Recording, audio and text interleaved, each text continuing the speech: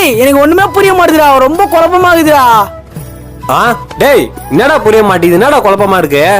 இயேசுன்றது ஒருத்தர் தான், அவர் தான் கடவுள். அப்ப பிதா குமாரன் பரிசுத்த ஆவி யாரா? அப்ப 3 பேரும் கடவுளா? கடவுள்ன்றது ஒருத்தர் தான், அப்ப இந்த 3 பேர் யாரா? டேய் நம்ம ஆண்டவர் திரித்துவ தேவன். இவர் மூவரில் ஒருவர், ஒருவரில் மூவர். ஒருத்தர் தான், ஆனா 3 பேரா செயல்படுவாரா? டேய் ஏன்டா இப்படி போட்டு என்ன குழப்புற? ஒண்ணுமே புரியலடா, புரியுற மாதிரி சொல்றா. புரியுற மாதிரி சொல்லணுமா? ஒரே நிமிஷம் இரு. Hello hello hello.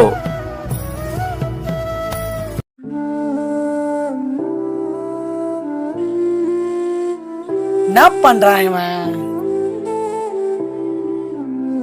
டேய் இது நானும் ஓகேவா? அப்போ இந்த வாய்ஸ் யாருது? Hello hello hello. உந்து. எந்தா? அப்போ இந்த காத்து அதுவும் வந்துதான். எந்தா இங்க பாரு, இது நானு. இதுல இருக்கிற வாய்ஸும் எந்ததான், இதுல இருக்கிற காத்தும் எந்ததான். நான் ஒருத்தன் தான், ஆனா 2 இடத்துல நான் செயல்பட்டுக்கிறேன். ஆனா என்னால என்னோட வாய்ஸுக்கும் என்னோட காத்துக்கும் உருவம் கொடுக்க முடியுமா? அது எப்படி கொடுக்க முடியும்? நீ சாதாரண மனுஷன். என்னால கொடுக்க முடியாது, ஆனா இந்த உலகத்தையும் இந்த சர்வத்தையும் படிச்ச கத்தரால கொடுக்க முடியும்ல?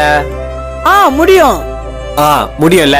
இப்ப எக்ஸாம்பிளுக்கு நானு தேவன், ஓகேவா? என்னுடைய வார்த்தை, இந்த வார்த்தைக்கு தேவன் ஒரு உருவத்தை கொடுத்தாரு. அந்த உருவம் தான் இயேசு கிறிஸ்து, வேர்ட் ஆஃப் காட், வார்த்தையாகிய தேவன். அவருடைய ஆவிக்கு ஒரு உருவத்தை கொடுக்குறாரு, அதான் பரிசுத்த ஆவி. பிதா, குமாரன், பரிசுத்த ஆவி 3மே நான் தான்.